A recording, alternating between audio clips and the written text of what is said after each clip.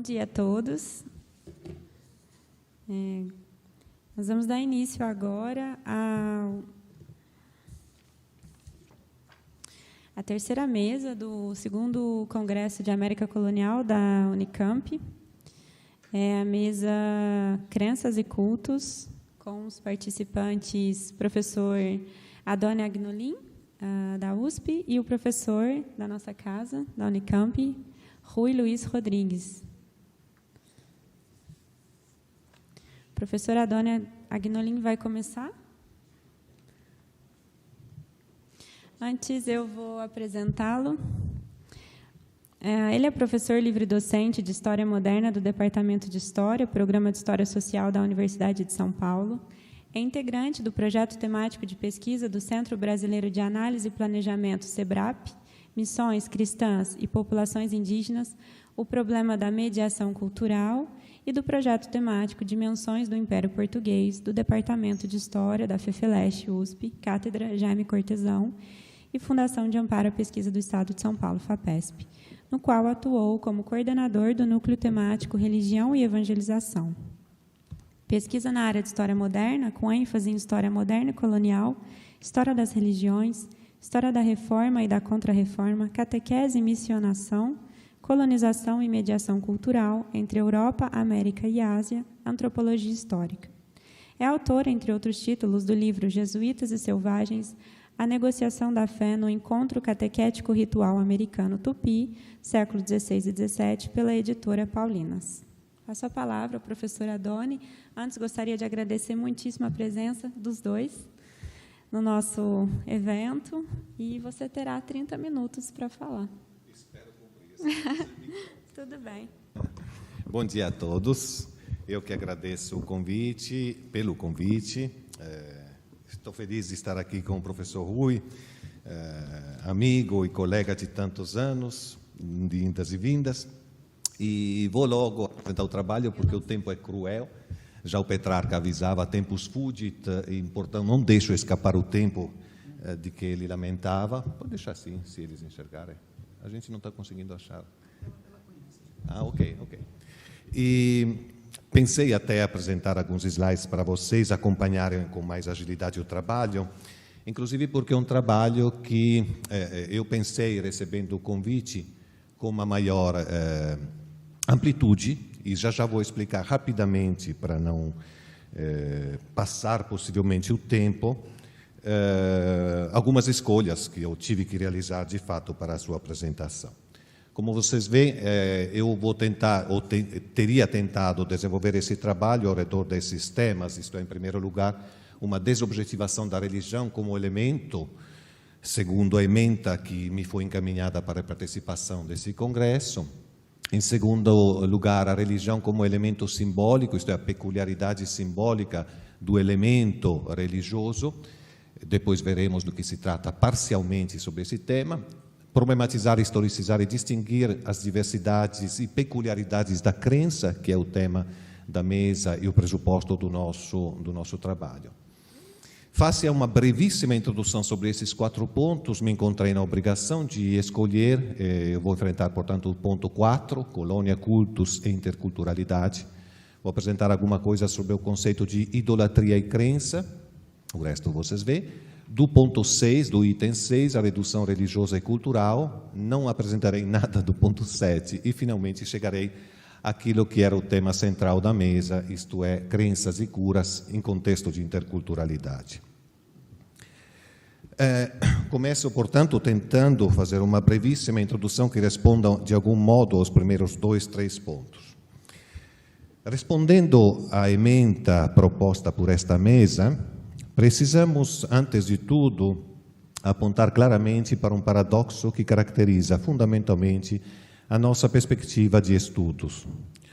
O fato é que a história das religiões, em sua específica configuração metodológica italiana, se confronta criticamente com o paradoxo de que, por além da cultura ocidental, não há religião.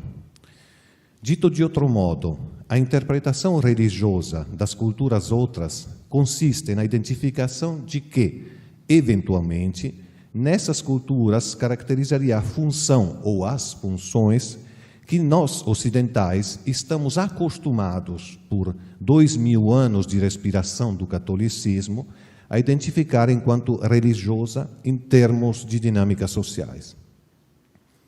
O paradoxo, portanto, é que a história das religiões, falta-lhe um seu objeto específico. Partindo desse pressuposto, nós nos encontramos na absoluta necessidade de esclarecer alguns pontos nodais relativamente a quanto proposto pela ementa que teria que organizar as comunicações desta mesa. Em vista disso, para enquadrar esta análise em uma perspectiva propriamente histórico-religiosa,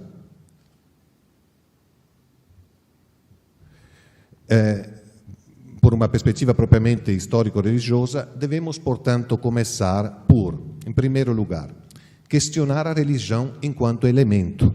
E desobjetivar o elemento religioso significa e implica, então, recuperá-lo na dimensão de suas específicas construções históricas, ocidentais e extra-ocidentais, e submeter necessariamente essas diferentes análises históricas a uma análise comparativa e diferencial.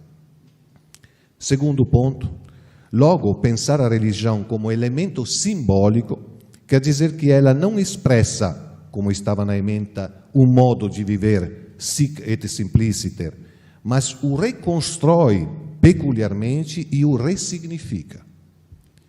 Terceiro ponto, por este motivo e em conexão com a problematização histórica do conceito de religião, será então preciso historicizar e distinguir também as diversidades e as peculiaridades das crenças, seja quando forem associadas de algum modo a um crer que nós ocidentais identificamos enquanto religioso, seja quando não são absolutamente dependentes desta perspectiva. Quarto ponto, em conexão com o aspecto anterior ainda, o ato de cultuar, interpretado conforme uma gramática religiosa, não pode ser naturalizado, mas tem que ser analisado em suas diferentes interpretações históricas e antropológicas. Nesse sentido, a expressão da ementa, o ato de cultuar é um dos constituintes do sujeito americano, resulta, sem sombra de dúvida, em termos históricos antropológicos, em um paradoxal curto-circuito hermenêutico. Quinto ponto. Em consequência de tudo quanto acima, e como exemplo de um dos resultados que se obtém nessa perspectiva analítica de cunho histórico-comparativa, conforme demonstrou o trabalho de Alfredo Bosi, a associação entre colônia, cultus e cólere mostra uma especificidade toda própria de uma reconstrução e projeção histórica da religião europeia sobre a América, e não uma arqueologia de um crer naturalizado americano.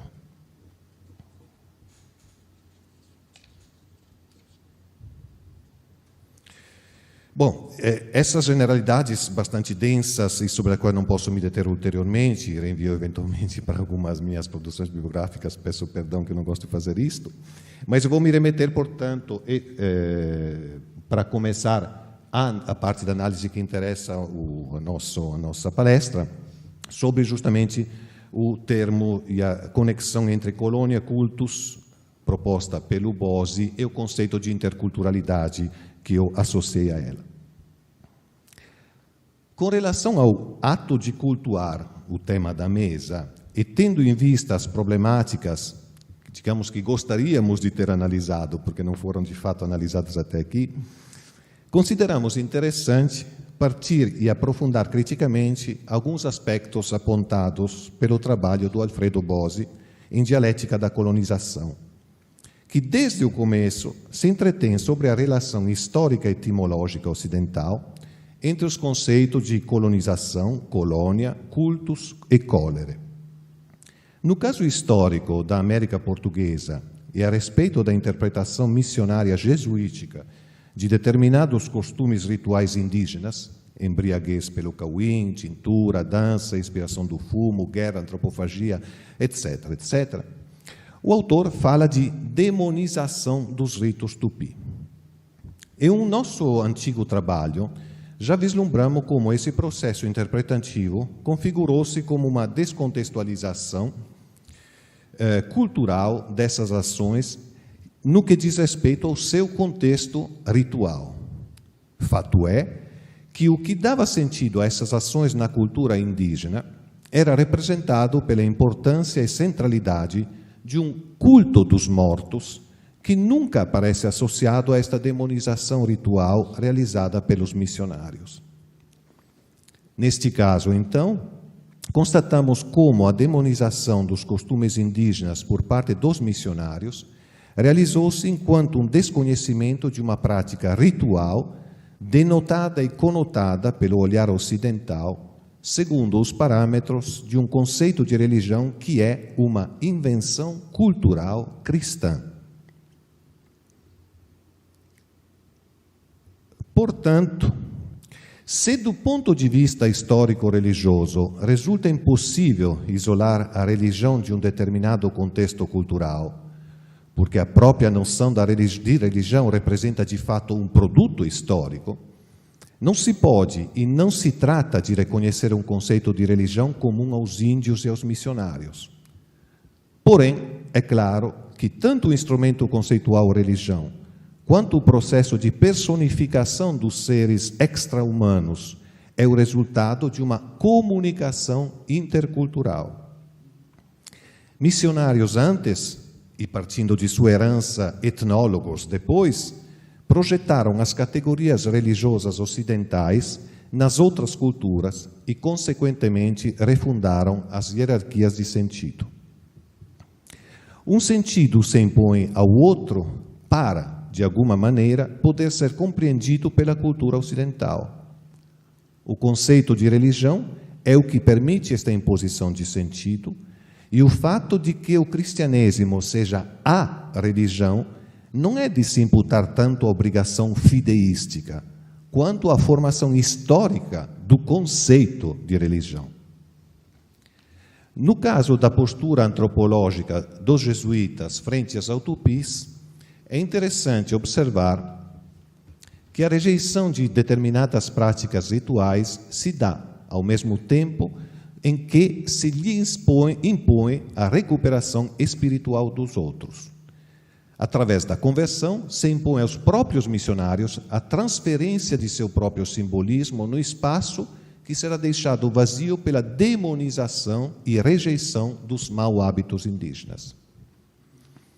É, por exemplo, assim que, tendo concluído que a conversão do triste e vil gentio não podia ser alcançada pelo convencimento, o padre jesuíta Manuel da Nóbrega aponta a sujeição como o caminho apropriado para a cristianização. Deixo as habituais citações a respeito. E, de novo, essa submissão proposta pelo Nóbrega seria aplicada através de uma repressão implacável aos costumes intoleráveis dos indígenas e da concentração dos convertidos em aldeamentos organizados.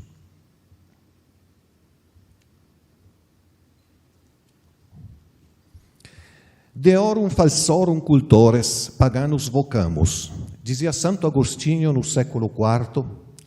Naquele século, a situação que solicitou o novo termo conceito paganos é aquela segundo a qual os cristãos têm a religio e a civitas, enquanto os pagãos, idólatras, têm a civitas, mas não têm a religio. Quando, em 380, o cristianismo se torna a religião do Estado, o paganos, além da religio, perde também a civitas. Esta aliança entre religio e civitas continua a ser representada no século XVI pela expansão da cristandade ocidental, através da interdependência entre poder espiritual, o Papa, e o poder temporal, o imperador. Apesar de a disputa sobre os limites dos dois poderes ter sido sempre viva, fé e império interagem em função da necessidade de alargar o orbis cristianos. A missão jesuítica, tanto na Europa quanto no Novo Mundo, se insere plenamente dentro desse contexto cultural. Por um lado, a conversão do gentio, Anchieta, por outro, sua sujeição, Nóbrega, se impõe a própria ordem jesuítica. Impõe-se porque, para uma cultura contra-reformista, a ausência de humanidade significava não tanto um vazio cultural, que a liturgia coral e pintoresca dos jesuítas devia simplesmente preencher, mas, pelo contrário, representava a presença forte do demônio que, através de maus hábitos, teria imposto rituais bárbaros ao triste e pobre gentio. Assim, a liturgia da Contra-Reforma vem a representar uma verdadeira luta entre rituais fortemente carregados de significados alegóricos, liberdade e escravidão, bem e mal, sujeito-objeto, etc.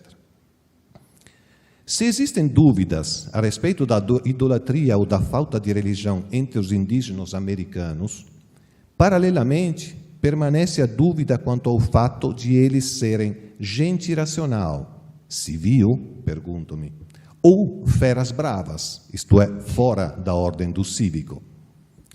Reclusos no espaço de uma animalidade onde não agiriam como sujeitos, os indígenas se tornam, por conseguinte, triste e vil-gentil, subjugados pelo demônio. Era o próprio Satanás que lhe ensinara os abomináveis costumes. Em todos os autores do século XVI, a idolatria, este crer em falsos deuses, se configura como algo a ser combatido enquanto prática diabólica, permitindo, de um lado, a inclusão das populações do Novo Mundo na humanidade, e do outro, continuar a se constituir como um critério religioso de classificação social da alteridade cultural em termos comparativos. Na prática cotidiana de aculturação, a idolatria, de fato, sofre a primeira transformação simbólica.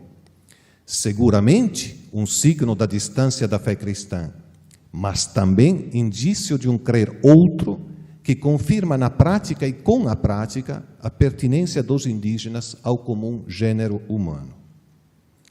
Estamos, portanto, diante de uma idolatria que se configura como universalização do crer, que é a primeira forma geral de pensamento selvagem produzida pela cultura cristã moderna.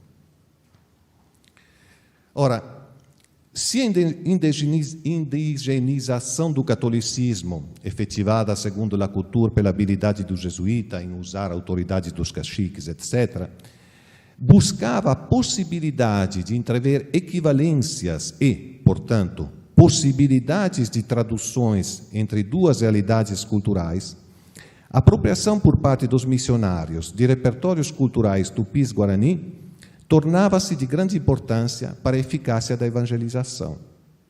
Assim, por exemplo, a tradução do nome de Deus como Tupã ou a do demônio com vários nomes do espírito da floresta e, no teatro de Anchieta, até mesmo com nomes de personagens históricos que teriam combatido contra os portugueses. Repertórios culturais diferenciados, mas substancialmente lidos em e reduzido a uma unidade estrutural que inscreve a ação missionária na ordem de um sistema semiótico. É esta unidade estrutural que garante a possibilidade de articulação entre símbolo e signo, sentido transposto e sentido próprio. O fato de existir algo que é ocultado pelo signo, um além que transcende esses diferentes repertórios, mas que não permite prescindir deles, dos repertórios, faz com que a obra de decifração e interpretação se dê como fundamento a priorístico da ação missionária. Eu sei que eu tenho cerca de 20 minutinhos. Se eu tenho 20 minutos, se não faço uma escolha, posso pular outras questões importantes. Mas 20 minutinhos. 15? 15, tudo bem. Não, só para saber se não posso economizar, não quero.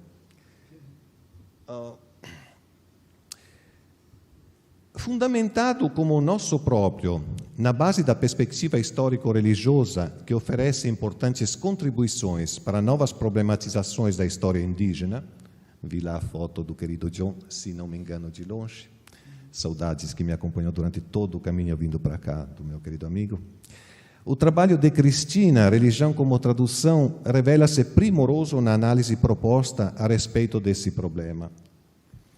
É com vista a atenção para a peculiaridade desse contexto e aos instrumentos metodológicos que apontamos acima, que finalmente deve-se reconstruir os percursos históricos específicos, no interior dos quais, segundo a autora, horizontes culturais diferentes, a religião cristã ocidental por um lado e os sistemas míticos rituais indígenas por outro, constituíram-se como instrumentos conceituais para construir o sentido do outro. O problema fundamental com o qual se confrontava a realidade colonial era este. O mérito do trabalho da antropóloga é, portanto, aquele de identificar as linhas essenciais da releitura e da rearticulação desses horizontes, demonstrando como o encontro entre a religião ocidental e o mundo simbólico indígena foi, mais do que a simples imposição da primeira e o cancelamento do segundo, um processo de tradução recíproca em que os símbolos de um e de outro constituíram uma linguagem de mediação. É assim que, tendo em vista os diferentes objetos da investigação em questão, emerge também aquele de desenhar, na especificidade do contexto colonial da América Portuguesa, as diferenças nas estratégias de sobrevivência cultural e física dos diversos grupos indígenas, abrangendo a recusa, a aceitação e a transformação da mensagem cristã a partir de seus próprios universos simbólicos.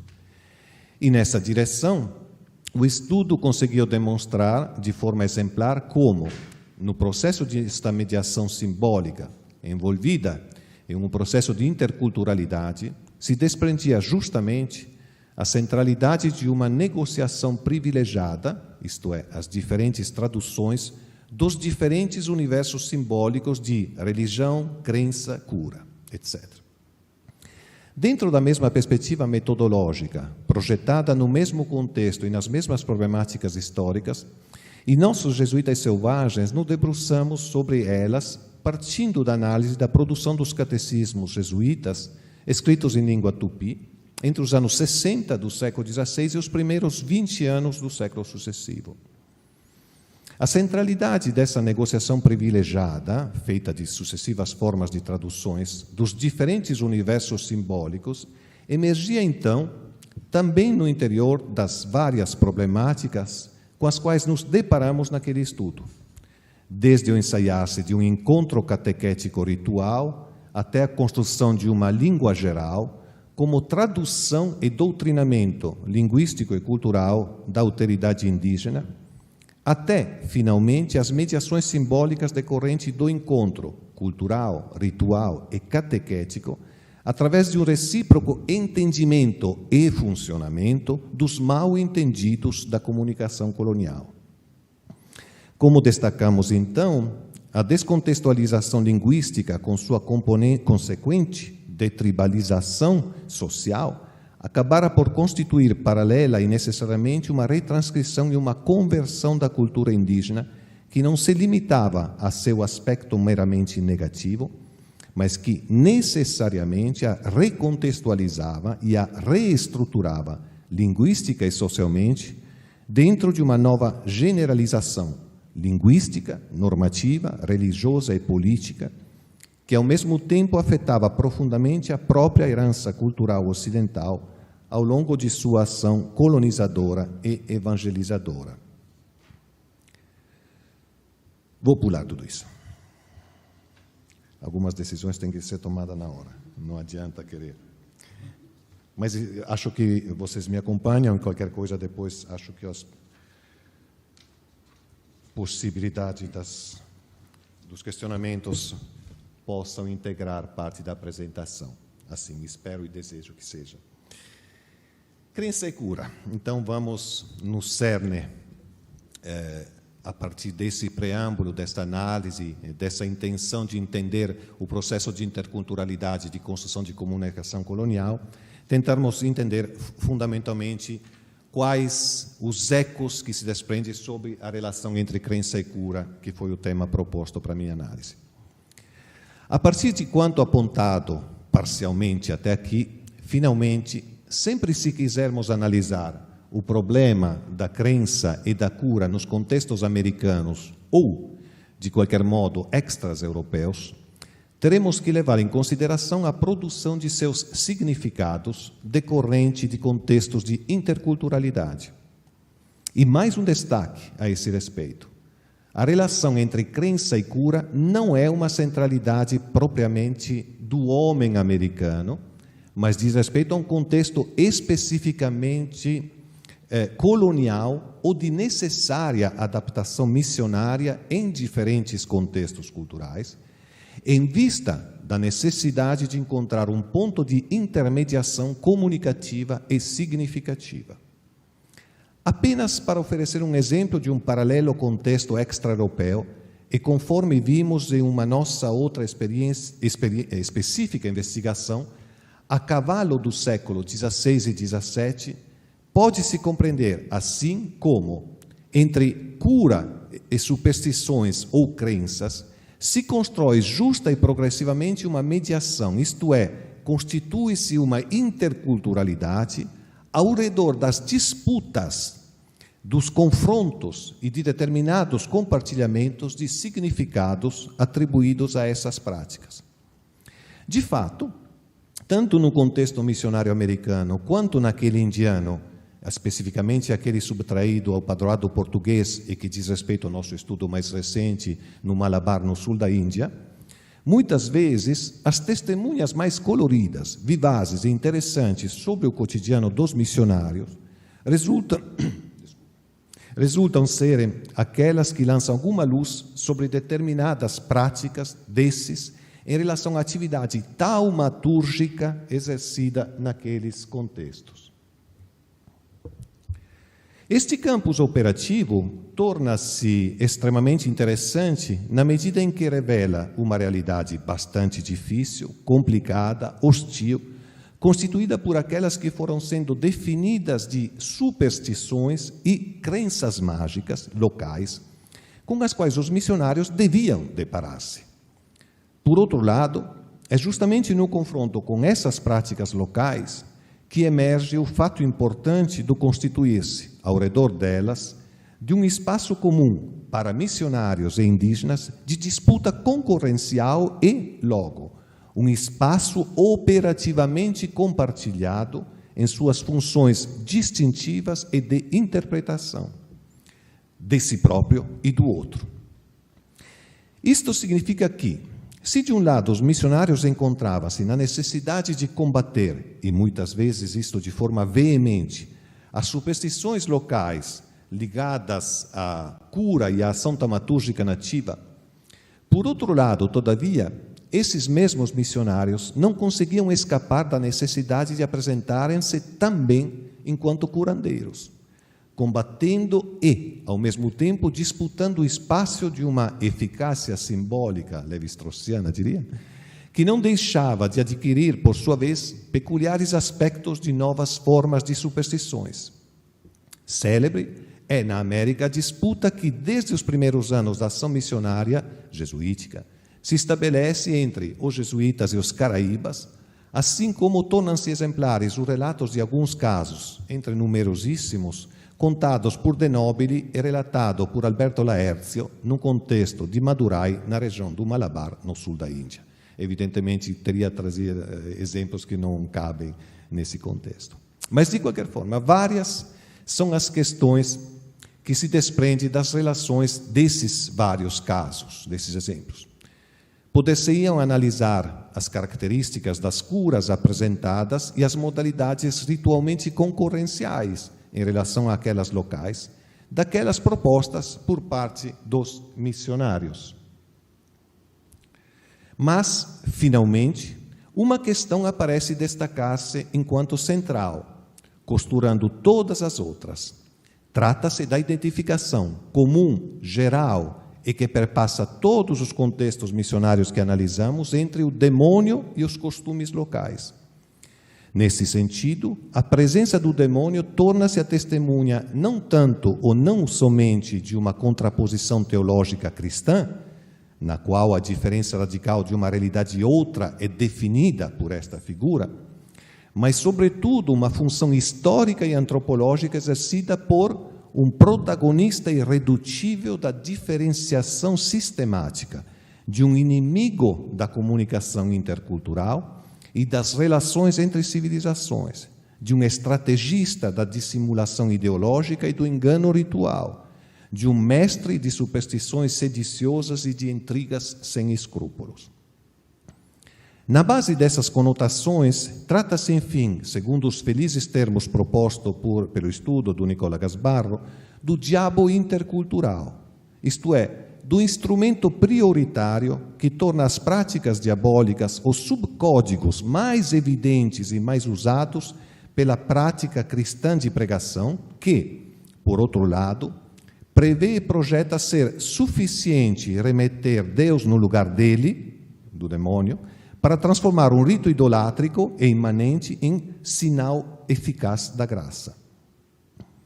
Neste sentido e nesta direção, a interculturalidade se estabelece justamente por meio da figura do demônio, que, ao mesmo tempo, traduz as características, curas e costumes locais no interior da função e do código que ele representa para o próprio Ocidente cristão, estabelecendo, inclusive, as modalidades ritualmente concorrenciais da própria cura missionária, que, todavia, por além da concorrência e da sua específica eficácia ritual, permite aos missionários penetrar e retranscrever os códigos prioritários dessas culturas locais.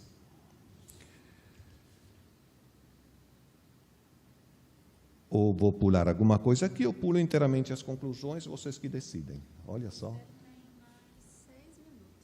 Eu sei, por isso a alternativa é esta. Bom, enfim, eu vou tentar fazer uma síntese de quanto segue aqui para voltar às conclusões. Então, podemos tentar isso. Eu espero não passar pelo menos de muito, um pouquinho, vou passar do tempo e responder. O que eu chamo a atenção, finalmente, é uma batalha que vem se combatendo necessariamente através de um jogo ao redor da cura sobre o conceito de salvação. Poderia dizer de salvação com S caixa baixo ou salvação com caixa alta.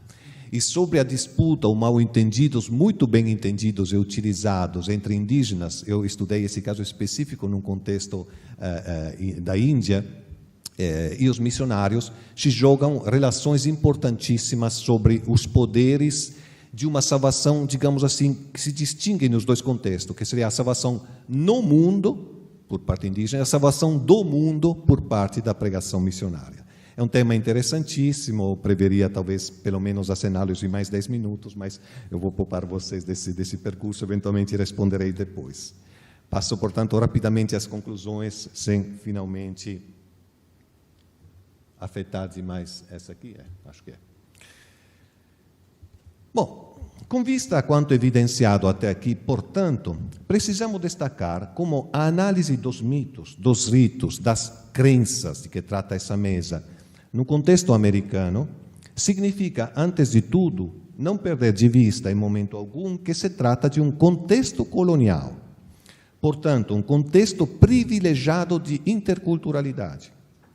Nesse sentido, precisamos entender aquela que podemos definir como a função antropológica das missões na modernidade ocidental, que, propondo-se como possibilidade de resgate na e com a história da salvação, caixa alta, transforma as relações interculturais em um sentido teológico.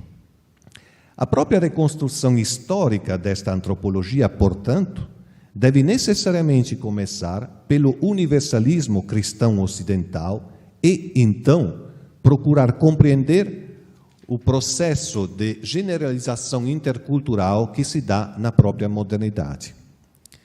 São os missionários que realizam sistematicamente esta operação com suas estratégias de aculturação religiosa e civil e com suas perspectivas antropológicas produzidas pelo convívio com autoridades diferentes. Finalmente, para compreendermos a diferente construção de uma ortoprática das relações entre civilizações, torna-se necessário delinear antropologicamente a nova perspectiva lançada pelos missionários, isto é, a sua própria cosmologia cultural da primeira modernidade. Isto tendo em vista que uma cosmologia cultural é uma ordem do mundo, isto é, um sistema orgânico de regras que administram as relações entre os homens e a divindade, a religião, entre os homens com a natureza, magia, ciência, etc., e dos homens entre si, é o caso do direito.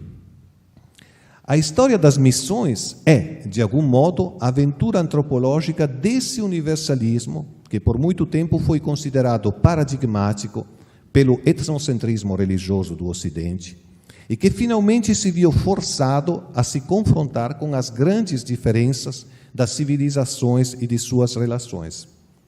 Conforme Marc Augé, a religião não tem somente uma função ideológica, mas estrutura a ideológica das relações entre civilizações.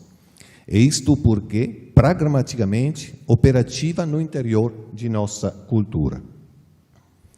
Nesse sentido, a modernidade ocidental começa com a descoberta do novo mundo. Isto é, quando ao mesmo tempo em que anunciam o reino de Deus, os missionários cristãos exportam a ordem cristã do mundo. A fé torna-se inseparável da civilização, ao mesmo tempo em que a sauvagerie é ligada à idolatria. De um lado, a verdadeira religião torna-se também garantia de processo e de pertença do civil, lembra Santo Agostinho?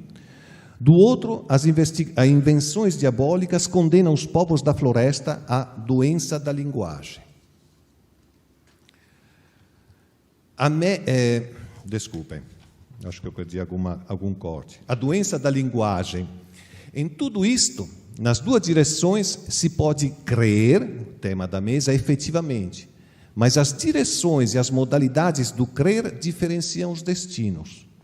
No limite, as duas formas do crer oferecem sistemas de cura, mas, se no segundo caso se trata de uma saúde física, só no primeiro esta saúde pode se tornar salvação.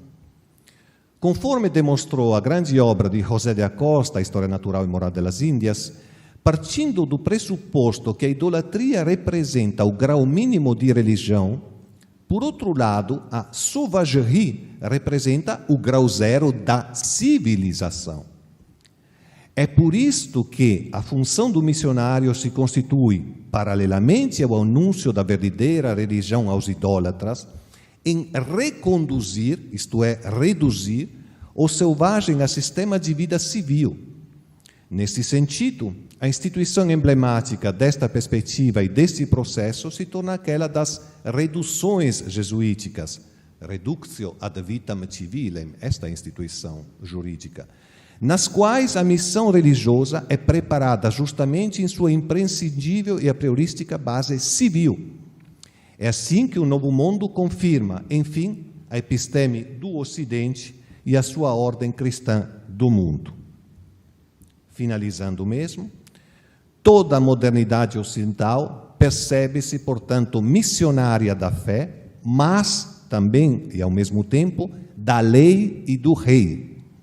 A primeira ocidentalização do mundo é, portanto, estruturalmente religiosa, e as missões têm a função de favorecer o processo de civilização. Tudo isto vale, sobretudo, para a ocidentalização do Novo Mundo. Mas, finalmente, como tentei ou descobri no trabalho de investigação dos últimos 10 anos, nessa minha indagação sobre o Oriente, especialmente em alguns dos seus contextos, digamos, fora do contexto do padroado português, o Oriente abriu um espaço ameaçador para a crise desta ordem cristã. Isto veio a acontecer com o conhecimento missionário das grandes civilizações orientais, especialmente do Japão, da China e do sul da Índia. Impondo operativamente uma adaptação aos costumes locais e abrindo uma polêmica toda interna ao Ocidente e a rivalidade de diferentes ordens religiosas, dominicanas, agostinianos, jesuítas, etc., relativamente aos ritos religiosos ou civis seriam, eventualmente esclareceremos, Esses contextos orientais acabaram colocando em crise a ordem cristã do mundo, tanto como episteme, quanto como horizonte teológico da própria modernidade ocidental. Obrigado.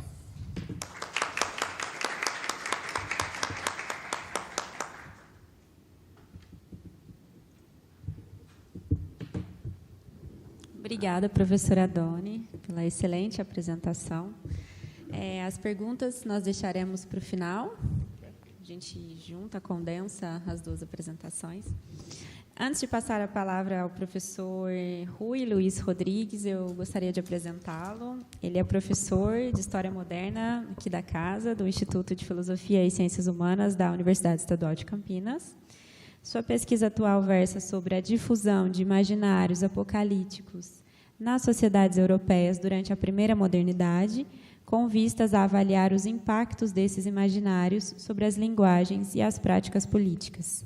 É autor, entre outros trabalhos, da obra Entre o Dito e o Maldito, Humanismo Erasmiano, Ortodoxia e Heresia nos Processos de Confessionalização do Ocidente, 1530-1685, e da obra A Obra Secreta da Lembrança, pela editora Fonte Editorial. Obrigada. Bom dia a todos e a todas. Eu queria começar a minha fala agradecendo muito o convite que me foi feito para estar com vocês. De fato, é um privilégio poder falar nesse congresso e participar dessa mesa. Eu, de fato, acolhi com muita alegria o convite. E essa alegria ficou ainda maior quando eu percebi que eu ia dividir essa mesa com o professor Adoni, né? Eu preciso dizer que o professor Adoni é um dos meus grandes amigos, um dos grandes amigos que eu fiz na academia. Fui aluno do professor Adoni, né? Não, eu preciso lembrar disso, né?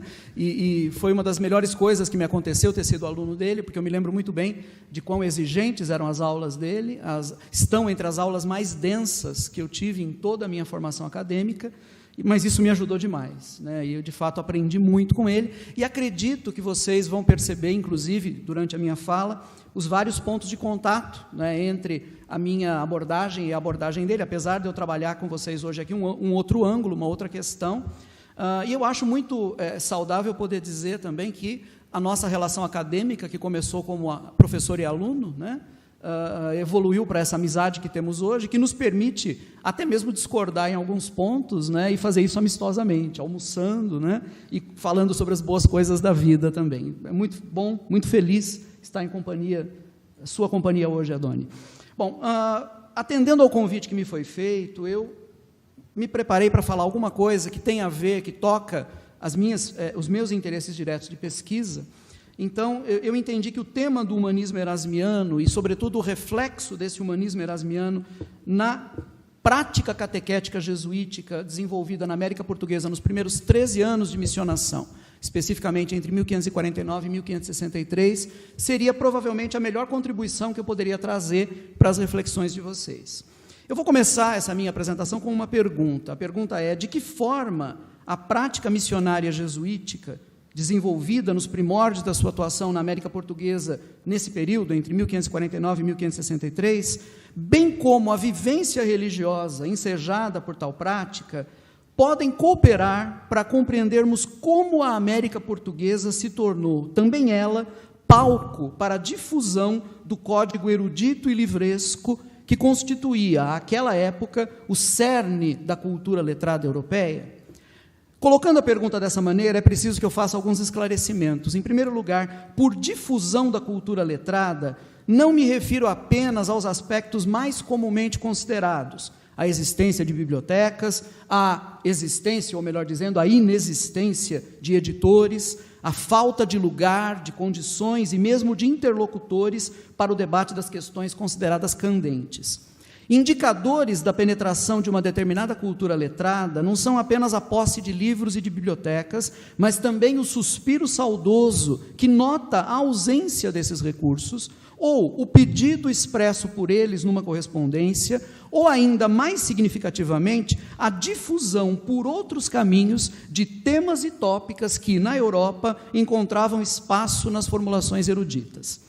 Mirando nessa perspectiva mais alargada, seriam interesses intelectuais não apenas a produção de uma gramática da língua tupinambá, como aquela preparada por José de Anchieta em 1595, mas também a articulação de um projeto catequético missionário.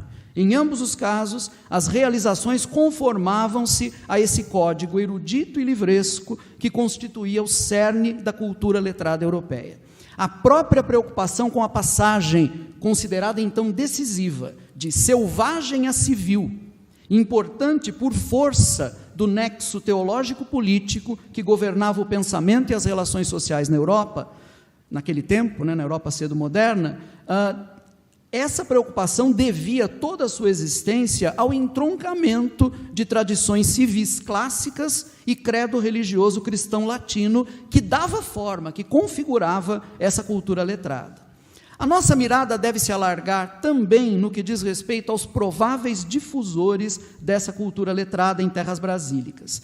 Por muito tempo, os jesuítas foram vistos como o braço executor da contra-reforma tridentina, numa perspectiva que ignorava os matizes apresentados pela companhia em seus inícios e que tomava pelo valor de face os inflamados protestos jesuíticos sobre sua adesão a Trento e seu caráter antiprotestante. Essa leitura homogeneizante deixou de lado importantes e já antigas percepções, como as de Marcel Bataillon, que via nos inícios da companhia raízes que mergulhavam profundamente no ambiente do cristianismo do século XV e dos primeiros anos do século XVI, um ambiente que se caracterizou em especial por anseios de reforma na religião.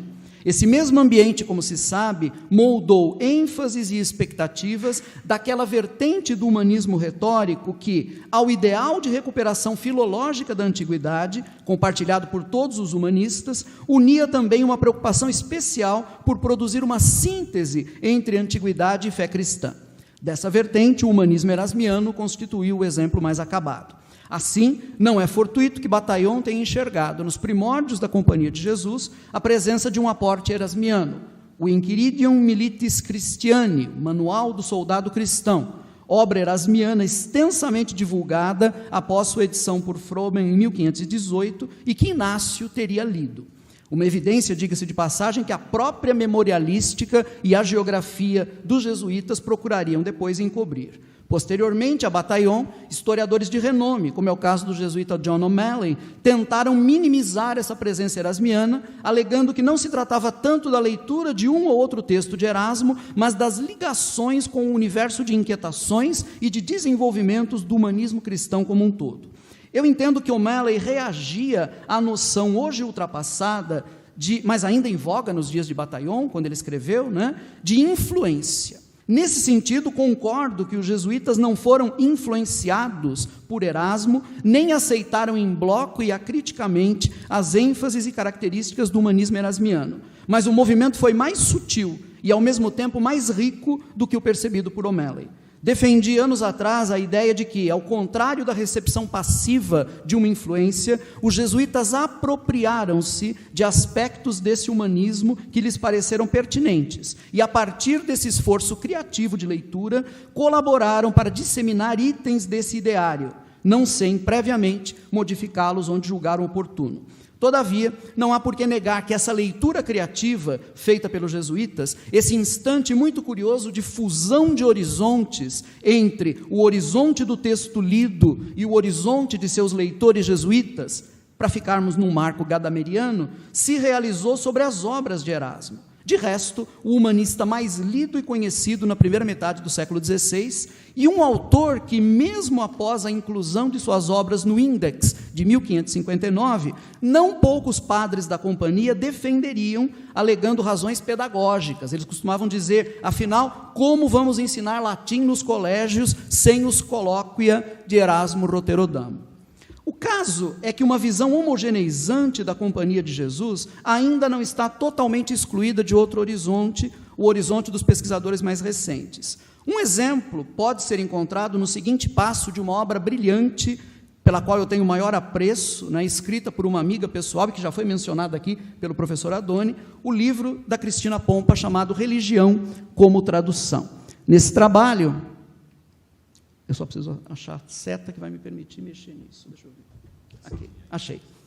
Nesse trabalho eu queria destacar uma passagem que diz exatamente o seguinte: é o objetivo final humano de uma conversão voltada para a realização do desenho da plenitude do ser divino que liga Antônio Vieira à Contra-Reforma e ao projeto jesuítico global expresso nos exercícios espirituais de Loyola, e que faz com que a companhia, apesar de criada antes do concílio, já nasça imbuída do espírito reformador. Esse trecho sinaliza a forte homogeneização do conceito de reforma católica, tomando esta pela sua configuração pós-tridentina e entendendo-a como uma realidade estanque, o contra-reformismo militante, como é dito na página 63, que teria caracterizado indistintamente tanto o padre Antônio Vieira quanto os primórdios da companhia. O resultado é uma perspectiva anacrônica sobre a companhia, na qual ela aparece, ao fim e ao cabo, como tridentina antes de Trento. Ao mesmo tempo, não poucas miradas historiográficas continuam dando ênfase nos esforços da Companhia de Jesus a traços que se encontrariam em rota de colisão com aspectos importantes do humanismo erasmiano. Um forte horizonte apocalíptico e, em vista desse horizonte, uma ênfase quase institucional nos batismos em massa dos indígenas. Minha hipótese é de que as cartas jesuíticas produzidas na América Portuguesa entre 1549 e 1563, portanto, nos primeiros instantes dessa missionação, podem sinalizar de maneira bastante eficaz a presença e, consequentemente, a difusão de um ideário humanista que, em sua formulação erasmiana, alcançava, então, na Europa, altíssima penetração. A investigação dessa hipótese dependia, obviamente, de uma leitura das cartas que levasse em conta as especificidades de sua redação e de sua retórica. Era preciso levar em conta que essas cartas obedeciam a princípios retóricos consagrados, a ars dictaminis medieval para as chamadas cartas edificantes, de circulação mais ampla, e o tom clássico, de maior informalidade, adotado para as chamadas irruelas, ou cartas destinadas a relatar dificuldades específicas. Por outro lado, uma retórica nascida da compreensão fortemente escatológica da fé cristã, da consciência da vitória final da mensagem do Cristo, primava por representar positivamente mesmo os reveses mais agudos experimentados nos esforços de evangelização.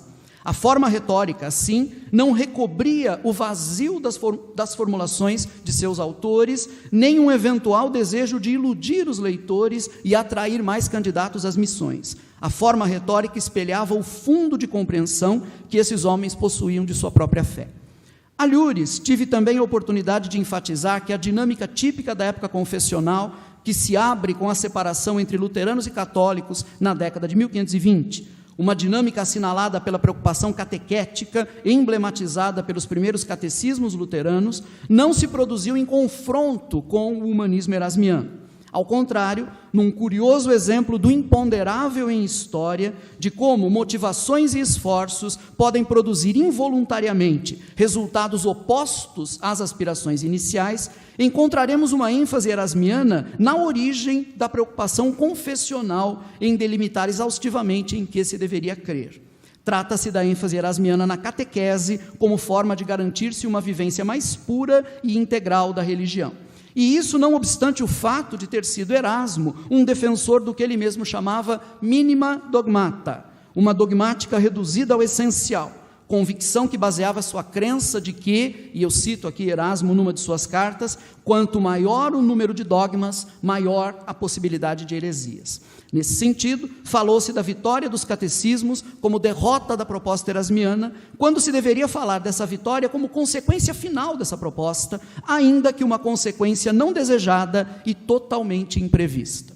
Um exemplo dessa preocupação erasmiana com a instrução na fé, com a catequese essa que para Erasmo encontrava lugar, sobretudo na pregação, vista como atividade primordial do sacerdote, encontra-se num dos últimos textos produzidos por Erasmo, o volumoso Ecclesiastes sive de ratione concionandi libri quatuor, os pregadores, ou 4 livros sobre o método pelo qual se deve pregar, um alentado tratado sobre a pregação, que Froben publicou em 1535. Discutindo nesse texto as funções do sacerdote, Erasmo afirma: o sacerdote nem sempre batiza, nem sempre unge ou absolve, mas a tarefa do ensino, sem a qual as outras são inúteis, é perpétua. Pois de que serve aos adultos terem sido batizados, se não foram ensinados pelo catequista que força tem o batismo, quais coisas importa crer, de que modo edificar o compromisso de uma vida cristã? De que serve tomar o corpo e o sangue do Senhor, se não aprenderam de que modo o sacramento foi instituído, o que realiza em nós, com que fé, com que pureza deveria ser tomado? Nesse tratado singular, o tempo todo Erasmo considerou o pregador como um catequista que, executando um papel bem demarcado no âmbito da celebração litúrgica, devia aproveitar ao máximo a oportunidade de que dispunha para realizar seu trabalho de mestre. Dificilmente os jesuítas ficariam insensíveis a uma tal valorização da pregação. O'Malley discute as várias razões pelas quais era preciso cercar de reservas o nome de Erasmo como forma de proteger a própria companhia.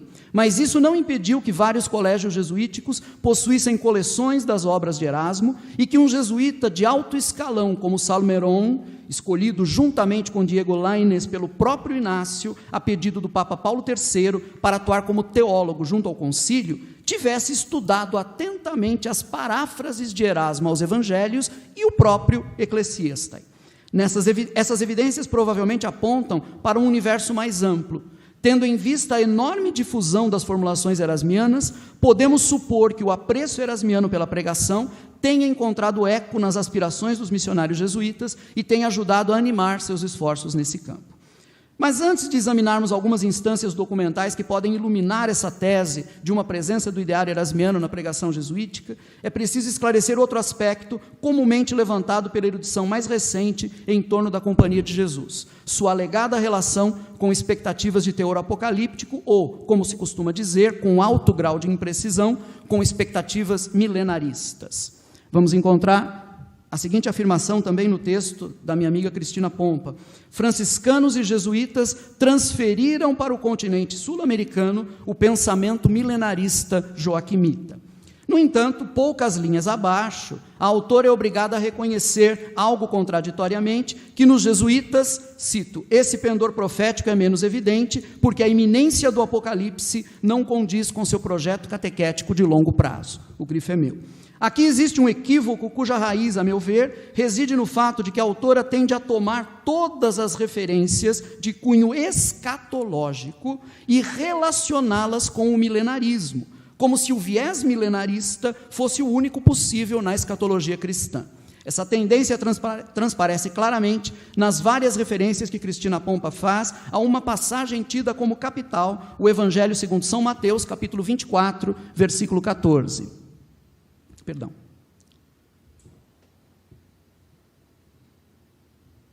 É isso mesmo, desculpe. Ela diz, eu cito: no Brasil percebe-se também um clima milenarista, basta pensar na primeira página da Histoire de la Mission de D'Abbeville, onde o capuchinho transcreve a profecia de Mateus: et predicabitur hoc evangelium regni universo orbi in testimonium omnibus gentibus et tunc veniet consumatio, ou seja, e será pregado este evangelho do reino em todo o mundo para testemunho a todos os povos, e então virá o fim, ou então virá a consumação. Também os outros autores não deixam de mencionar o fim dos tempos e o juízo final, que coincidiria com a pregação da palavra de Deus aos selvagens. Fim da citação. Sem entrar no mérito da análise do milenarismo capuchinho, é preciso destacar que a simples menção aos eventos escatológicos, a consumação ou fim dos tempos, o juízo final e, segundo o texto bíblico, a necessária pregação do evangelho a todos os povos como elemento prévio e condicionante desses eventos, não equivale a milenarismo. Basta lembrar, por ora, que a perspectiva predominante no catolicismo ocidental acerca desses temas foi a agostiniana, para a qual o chamado milênio deveria receber uma interpretação alegórico-histórica, cujo cumprimento equivalia ao estabelecimento da igreja institucional. Há que distinguir, portanto, fortemente entre escatologia, enquanto parte da dogmática cristã, que trata dos novissimi, ou das últimas coisas, e milenarismo, enquanto uma dentre várias posturas escatológicas possíveis. Por amor à clareza conceitual, seria importante lembrar que milenarismo e história de cunho providencialista, outra expressão bastante empregada por Pompa, tem em comum, por sua vez, o necessário pano de fundo religioso, mas há diferenças marcantes. Todo cristão no século XVI era providencialista, embora não se valesse de tal expressão. A expressão não existia ainda. Mas não era necessariamente milenarista. Se a crença na providência divina era estrutural ao cristianismo naquele contexto, a crença num milênio não alegórico não o era. Erasmo nunca defendeu uma postura milenarista. Em sua paráfrase do Evangelho segundo São Mateus, ele dá a entender que o texto de Mateus 24,14 subentende um processo paulatino de evangelização a cumprir-se na vigência desse tempo da igreja. O fim não viria precedido do advento de um milênio, devendo esse termo ser compreendido de forma alegórica a partir da formulação agostiniana tradicional. Não seria esta perspectiva mais semelhante à dos jesuítas, para quem, segundo Cristina Pompa, a iminência do Apocalipse não condiz com seu projeto catequético de longo prazo?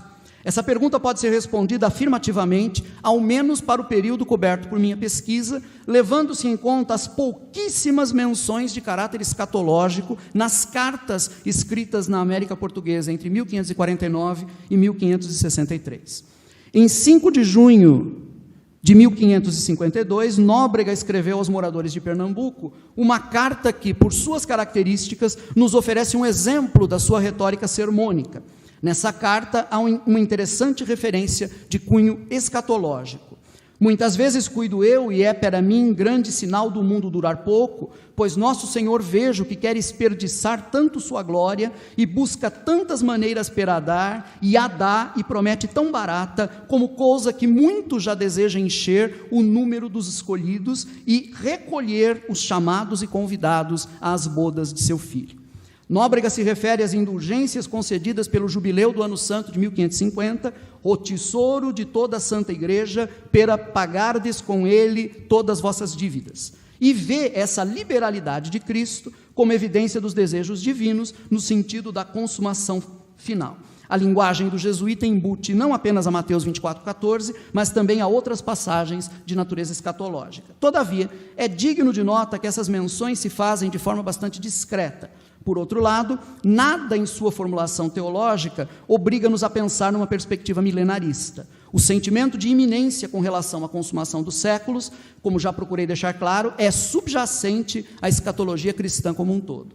Essa menção discreta, feita durante o 3º ano da missionação em terras brasílicas, é a primeira que surge nos documentos jesuíticos estudados na pesquisa. Pouco, sem dúvida, se o objetivo fosse caracterizar os jesuítas como arautos de uma expectativa de cunho joaquimita. Outra referência na mesma carta poderia ser lida numa ótica joaquimita apenas se forçarmos a evidência textual sem levar em conta seu contexto. Escreve Nóbrega: queira o Senhor, por quem é, aceitar meus desejos, os quais são fazer-vos nosso Senhor tais quais eram os da primitiva igreja, porque se aí não houver grande fogo de caridade, como será possível incenderem-se os corações do gentio? Aqui Nóbrega trabalha sermonicamente com a ideia dessa superioridade exemplar da igreja primitiva, que teria sido perdida com o embotamento da caridade. Trata-se de outra tópica abundante no cristianismo desde os pais da igreja. No entanto, se é verdade que a perspectiva joaquimita se serve dessa percepção para pregar o advento de um período áureo no futuro, no qual tudo voltaria a ser como antes, é verdade também que a mera utilização do topos não significa identificação com a lógica milenarista. A tópica fora utilizada largamente desde a antiguidade tardia, em diferentes contextos, sem que seu emprego denunciasse qualquer aspiração milenarista.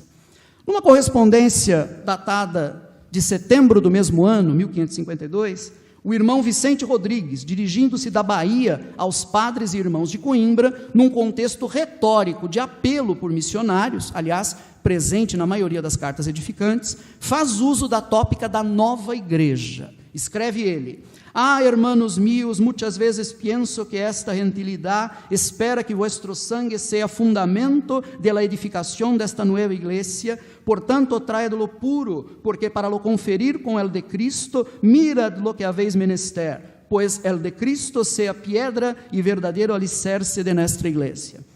Será que aqui o jesuíta se refere à nova igreja numa perspectiva franciscana e joaquimita, tendo em vista a ideia de restauração no novo mundo da igreja primitiva e de sua posição superior? Como observamos, ainda que o autor estivesse a se referir retoricamente a uma igreja renovada, segundo o modelo da primitiva cristandade, isso não equivaleria necessariamente a joaquimismo e a milenarismo. As ênfases milenaristas e joaquimitas se apropriaram da ideia de restauração do fervor da igreja primitiva, mas a recíproca não é necessariamente válida. Por outro lado, parece que aqui o jesuíta está sendo bem mais prosaico. A distinção feita pelo texto entre igreja na primeira menção e igreja na segunda menção sugere que a primeira menção seja uma referência à igreja particular, ou seja, ao estabelecimento da igreja numa determinada região geográfica, enquanto a segunda referência aponta para a igreja universal, a qual é composta pelas muitas igrejas particulares. A igreja particular ou local, normalmente identificada com uma diocese, junta-se às outras igrejas particulares ou locais para formar a igreja católica. Tratar-se-ia, portanto, da mesma igreja católica que, na lógica do autor, careceria ser regada pelo sangue dos irmãos de Coimbra em sua implantação na América, e não de uma nova igreja em qualquer sentido milenarista. Não há outras referências nas cartas entre 1549 e 1563 que possam ser remotamente consideradas como de fundo milenarista. A ênfase contínua na evangelização, a preocupação contínua em obter trabalhadores para a colheita da messe espiritual. Esses elementos estão presentes o tempo todo, seja na forma de indicações breves, diretas e até mais calorosas, seja em construções retóricas mais rebuscadas e que visavam, obviamente, influenciar os leitores. Mas não se traduzem, até onde pude enxergar, em anseios de natureza milenarista ou joaquimita. Minha análise, portanto, deseja relativizar a virada que se procura ver na prática jesuítica a partir do final do século XVI. Quando José de Acosta critica os batismos feitos sem instrução adequada, é fora de dúvida que pensa inclusive na prática ingênua desenvolvida pelos primeiros missionários franciscanos na América Hispânica, toda ela indubitavelmente influenciada pelas esperanças milenaristas. Todavia, a prática jesuítica na América Portuguesa nunca apresentou, nesse sentido, o porte daquela desenvolvida no México pelos franciscanos. Nem teve origem, em meu entender, na mesma motivação de fundo milenarista. Será que a valorização da catequese no contexto da missionação jesuítica desenvolvida na América Portuguesa ocorreu apenas após o mencionado desencanto com a seara que se imaginava tão promissora? É fato que os primeiros anos de pregação jesuítica na América Portuguesa foram marcados pelo otimismo, insuflado pelo interesse dos indígenas e na esteira do qual os batismos foram de início mais numerosos. É fato também que o desânimo posterior foi motivado pela observação de que os novos convertidos voltavam de forma rápida às suas antigas práticas ou, de fato, nunca as haviam abandonado. No entanto, resta por se provar que, no caso dos jesuítas, esse otimismo inicial tenha significado uma preocupação menor com a catequese, em razão de uma confiança milenarista no poder do batismo. A leitura das cartas produzidas no Brasil entre 1549 e 1563 não oferece nenhum sinal de que os primeiros anos de catequese jesuítica tivessem sido marcados por uma ênfase privilegiada no batismo em detrimento da catequese. Ao contrário, são numerosas as referências documentais que mostram a catequese como antecedente indispensável ao batismo, com exceção, obviamente, do batismo in articulo mortis. Todavia, mesmo quando havia suspeita de que o enfermo, o doente, suportaria mais um dia, algum tipo abreviado de instrução era ministrado. A importância que os jesuítas atribuíam ao doutrinamento prévio para a correta administração do batismo transparece com clareza no trecho a seguir. El padre, escreve o irmão leigo Pero Correia, tiene acá hechas muchas ánimas cristianas e tuviera toda esta geração com que comarcamos, ou a maior parte dela, se não veniera a esta tierra solo como vino, porque no quiere baptizar ninguno, hasta primero doctrinar-lhe. Correia se refere aqui ao padre Leonardo Nunes, um dos pioneiros na região de São Vicente. Note-se que os batismos ocorrem, então, tiene acá hechas muchas ánimas cristianas, fazer cristão é sinônimo de batizar, mas ocorrem conjugados a uma determinada prática catequética e não de forma prévia e independente da instrução. Na sequência, é o próprio padre Leonardo Nunes quem escreve: e por não andar ya enseñándolos, se perdieron muchas ánimas, porque son grandísimos los deseos que tienen de conocer a Dios y de saber lo que han de hacer para salvarse. O grifo é meu. A declaração reveste-se de uma seriedade que o provável tom retórico, que visa o contínuo despertamento de vocações, não consegue apagar. Mesmo que essa descrição não possa ser tomada como retrato da missionação jesuítica como um todo, nem como indicação de que nunca teriam ocorrido batismos realizados com reduzida ou insuficiente catequese, as palavras dos jesuítas sinalizam, sem dúvida, uma atribuição de importância ao trabalho catequético que não pode ser ignorada. Consideremos o fragmento a seguir, que demonstra já alguma experiência com a alegada inconstância indígena. Muchos de los gentiles piden el agua del batismo, mas el padre Nóbrega ha ordenado que primero se les hagan los catecismos y exorcismos, hasta tanto que conozcamos en ellos firmeza, y que de todo corazón crean en Cristo, y también que primero enmienden sus malos costumbres. Son tales los bautizados que perseveran, que es mucho para dar gracias al Señor, porque aunque deshonrados y vituperados de los suyos, no dejan de perseverar en nuestra obediencia y crecer en buenos costumbres. A afirmação de Antônio Pires é contundente. Tais são os batizados que perseveram, a saber, os que recebiam adequada instrução catequética. A novidade da empreitada impunha, sem dúvida, acertos ao longo do caminho. O interesse dos indígenas não poderia ser tomado, à parte da doutrinação, como condição para o sacramento. Submeter esse interesse ao crivo de um ensinamento mais detalhado seria imperativo para impedir o retorno dos catecúmenos às práticas gentílicas. De toda forma, o que transparece é que, se nos primeiros momentos do contato entre jesuítas e indígenas, o sacramento do batismo foi ministrado mais prontamente, isso se deu por uma confiança precipitada na avidez demonstrada pelos indígenas, não por falta de atenção para com a catequese, nem por conta de qualquer ênfase milenarista que descansasse prioritariamente sobre o batismo para a constituição de um novo povo cristão na América. Ao contrário dessa confiança algo mística nos efeitos do sacramento, largamente evidenciada no contexto da missionação franciscana na Nova Espanha, o que encontramos entre os jesuítas na América Portuguesa é, desde logo, uma preocupação com a reverência devida ao sacramento do batismo. É o que encontramos nessa citação de Manuel de Nóbrega, em carta ao rei Dom João III, em julho de 1552. Diz Nóbrega: e os que se agora bautizam, os apartamos em uma aldeia, onde estão os cristãos, e tem uma igreja e casa nossa, onde os ensinam, porque não nos parece bem bautizar muitos em multidão, porque a experiência ensina que poucos vêm a lume, e é maior condenação sua e pouca reverência do sacramento do batismo. Note-se que esse tom, já indicador da preocupação com a politia cristiana, que caracterizará a missionação jesuítica nos anos seguintes e se consubstanciará, sobretudo, na estratégia dos aldeamentos, encontra-se presente cerca de 3 anos após o início da missão brasílica, como atesta a data da carta. Todavia, é mesmo mais antigo, uma vez que a preocupação com a instrução na fé já foi assinalada em documentos anteriores. Além do mais, se havia um lugar onde importava alardear os números de conversões, esse lugar seria, sem dúvida, na correspondência dirigida ao monarca, patrocinador das missões nos domínios do Império Português. Ao contrário, Nóbrega parece preocupado em destacar a importância de um adequado ensino prévio. Em outra carta ao soberano português, escrita por Nóbrega em 1553, lemos: e do mar 10 léguas, pouco mais ou menos, ajuntamos todos os que nosso Senhor quer trazer à sua igreja e aqueles que sua palavra e evangelho engendra pela pregação. Os caminhos da catequese efetiva passavam, então, pela estratégia do ajuntamento.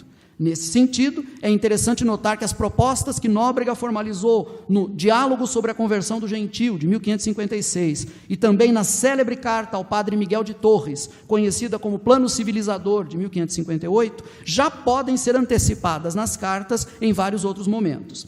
Os caminhos da catequese efetiva passavam, portanto, não apenas pela prioridade dada à instrução, mas também pela estratégia do ajuntamento como maneira de formar uma audiência para a pregação, além de combater a inconstância indígena e sua aparente falta de governo civil.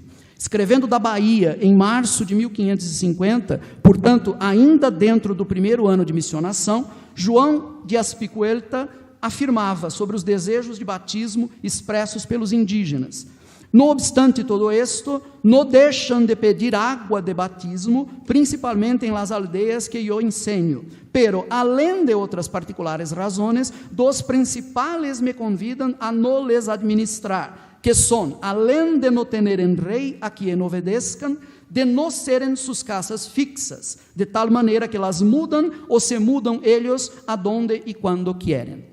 Assim, a viragem metodológica tradicionalmente associada à desilusão com o que se esperava ser uma rápida evangelização dos índios, representou de fato uma mudança de estratégia, mas não uma mudança de eixo central. Nóbrega convenceu-se de que o esforço catequético era desperdiçado por conta da liberdade que o indígena tinha de ir-se, fazendo cair por terra todo o trabalho edificado. Assim, sua proposta passou a ser o uso do poder secular para garantir o ajuntamento dos indígenas e proporcionar, dessa forma, uma audiência para a catequese. Não há, no entanto, nenhuma mudança em termos da importância do trabalho catequético. A catequese era feita antes e continuou a ser feita depois. No que respeita à instrução catequética, tratou-se da consolidação de uma perspectiva e não de algum tipo de guinada súbita em relação ao que vinha sendo realizado. Sem dúvida, esses esforços por estabelecer uma politia cristiana e que passavam pelo ajuntamento e, no limite, pela coerção, são estranhas às ênfases do humanismo erasmiano. Encontram-se, todavia, plenamente inseridos na lógica religiosa do cristianismo ocidental desse período, e sua presença no ideário dos primeiros jesuítas a missionar no Brasil indica claramente o caráter de leitura criativa que fizeram de aspectos do humanismo erasmiano. Não era necessário aceitar em bloco o que Erasmo escrevera, era até possível questionar e rejeitar determinadas ênfases do humanista, ao mesmo tempo em que era possível se apropriar daquilo que interessava aos missionários. As palavras a seguir, do jesuíta João de Melo, escritas em setembro de 1560, descrevem, a meu ver, de forma apropriada, essa preocupação recorrente dos jesuítas com a instrução. O meu exercício nesta povoação era bautizar os inocentes e enterrar os mortos e ensinar a doutrina a este gentil, casando-os amancebados in lege naturae. Trabalhava por aparelhar os velhos e adultos para receberem o bautismo, e os bautizados ensinava-os e doutrinava-os nas coisas da fé, aparelhando-os uns e outros a bem morrer. Como resultado da atividade do jesuíta, vai-se ensinando a doutrina a esse gentil. Vão se regularizando as relações sociais, as uniões naturais ou feitas in lege naturae são reconhecidas, ainda que não tenham sido objeto do sacramento apropriado. Catecúmenos e batizados são instruídos de forma a bem morrer. Em terras brasílicas, o projeto europeu longevo de uma república cristiana era implementado pela via de uma catequese que, em si mesma, vinha marcada pelas preocupações de uma vertente importante do humanismo retórico, o chamado humanismo cristão, do qual o humanismo erasmiano foi a concreção mais acabada. Afirmei no início que o índice de uma cultura letrada não passava necessariamente pela posse de livros, mas também pela saudade deles. É fora de dúvida que os livros de que temos saudade falam, e muito, de nós mesmos. Ocupado nas lides missionárias em São Vicente, e sem gozar de uma formação que lhe possibilitasse o acesso a obras latinas, o nosso já conhecido Pero Correia escreveu uma carta em março de 1553 ao provincial da companhia em Portugal, Padre Simão Rodrigues. Após lamentar-se de sua inaptidão na língua latina, faltam-me libros em lenguaje para estudar, porque não sou latino e não me pudo ayudar de los de latim. Correia pediu o envio de uma pequena biblioteca de obras do conhecido clérigo Constantino Ponce de la Fuente, famoso pregador da Catedral de Sevilha. O pedido listava a Confissão de um Pecador, a doutrina cristiana, a exposição del primer salmo de Davi, Beatus vir, a Suma de Doutrina Cristiana e o Catecismo Cristiano. Todos esses textos, como Bataillon bem observa, estavam imbuídos da perspectiva erasmiana. O fato de que não podemos saber ao certo se Correia foi atendido não diminui a importância evidenciada pelo pedido. Desejoso de aperfeiçoar-se no conhecimento da doutrina para poder catequizar melhor, foi nessas obras que Correia pensou. Terão sido indicadas a ele pelos outros missionários, em especial pelos padres versados no latim? Em carta de 24 de abril de 1552, escrita de Coxim, o padre Francisco Xavier nos garante que ali, pelo menos 2 jesuítas tinham cópias do Constantino. Serafim Leite nos lembra que Correia, encontrando-se em São Vicente desde 1542, não podia ter conhecimento prévio de alguns desses textos. Os sermões sobre o Salmo Beatus vir parecem ser de 1546, enquanto a Suma de Doutrina Cristiana é de 1543. A possibilidade de que os textos tenham sido indicados à Correia pelos padres parece-me, portanto, mais do que plausível. Por caminhos tais se processava, direta ou indiretamente, a divulgação do ideário erasmiano. Se podemos falar da presença do humanismo erasmiano no contexto da segunda metade do século XVI na América Portuguesa, nós o faremos numa conexão que já foi considerada por muitos como improvável, aquela da missionação jesuítica conduzida nestas paragens. Muito obrigado.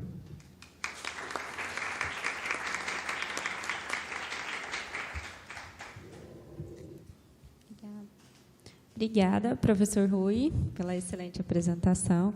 Eu passo agora às questões do público, se alguém tem alguma pergunta. Olá, bom dia a todos. Estou aqui absolutamente encantado com as apresentações, agradeço muito, parabenizo aos dois.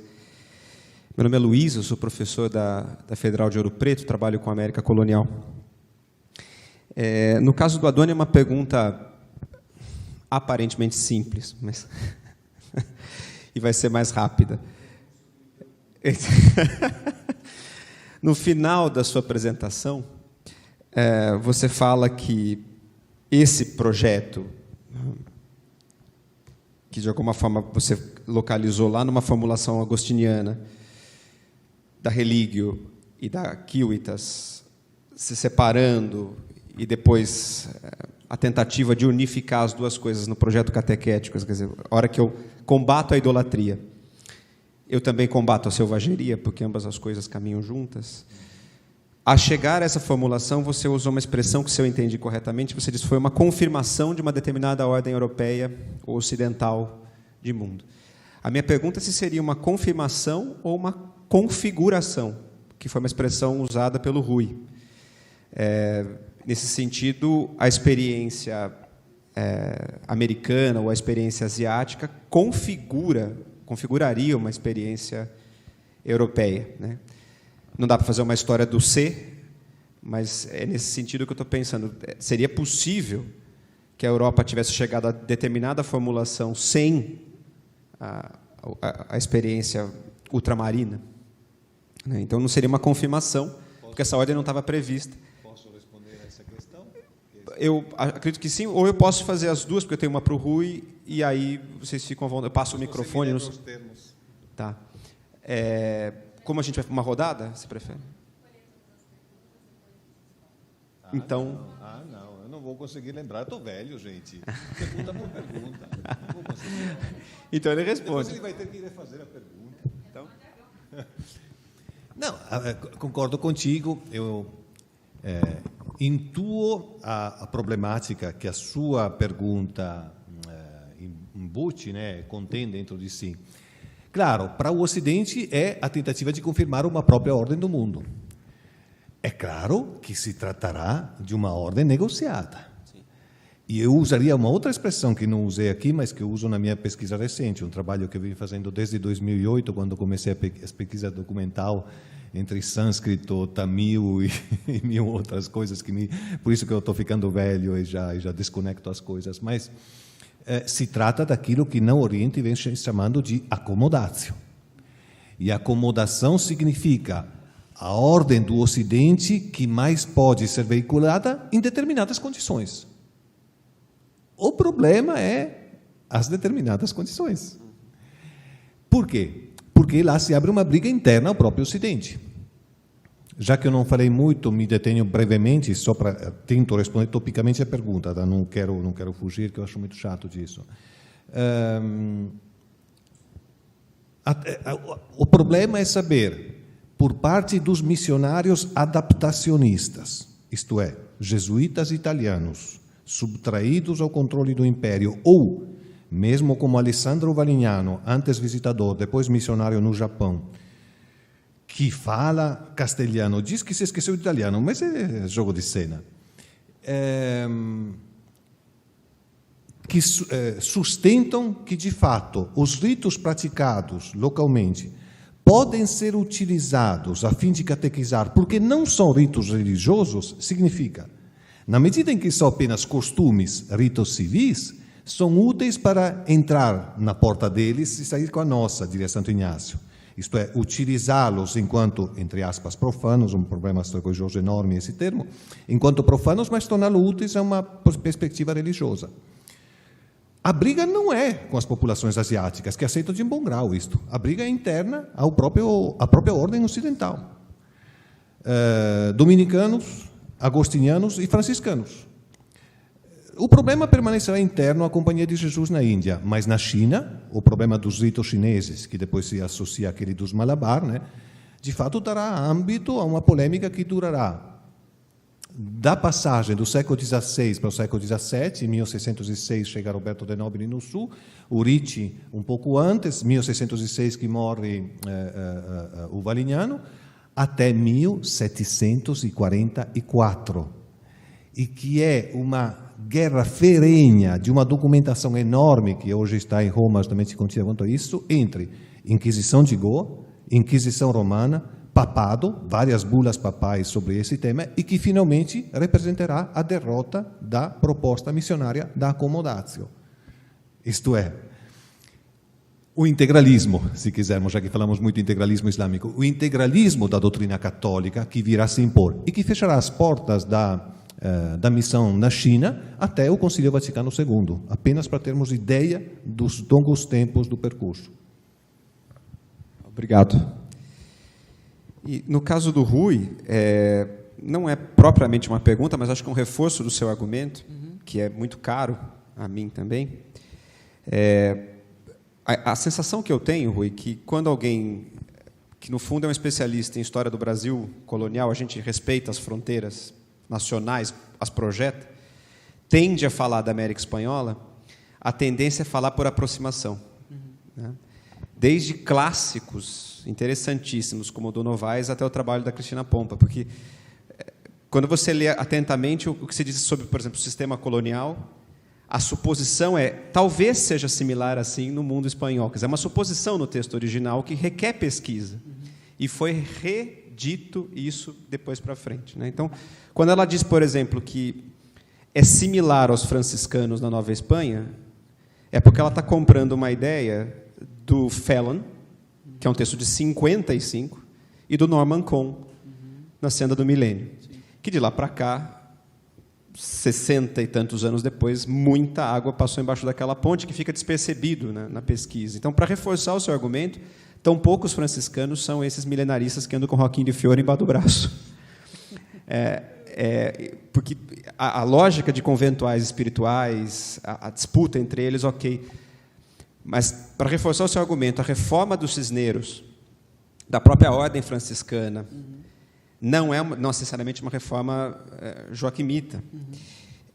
E o Martim de Valência, líder dos 12, pode ter passado pelo convento do Santo Evangelho, mas tinha uma dificuldade incrível em ler outros idiomas, a ponto dos seus agiógrafos terem que criar, que ele aprendeu o náhuatl no barco, vindo para cá, para poder se comunicar com os índios.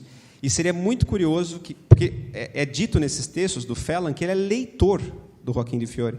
Não há edição do Joaquim de Fiore nessa época. Ele teria que ler em idiomas que ele não conhece. O Martim de Valência era um santo homem, sem dúvida, mas tinha uma dificuldade incrível com idiomas. E é dar a ele um poder que ele não teve. Né? E, nesse sentido, também, assim, por exemplo, a escatologia que você comenta, que é comum à península, de alguma forma, e também aos franciscanos, sem dúvida, o prelado espanhol na corte Borja, na corte do Alexandre, fala que é o fim do mundo iminente, e com um sorriso no rosto, porque, finalmente, o cordeiro dos Borja, o cordeiro vai dormir no mesmo cubículo do leão.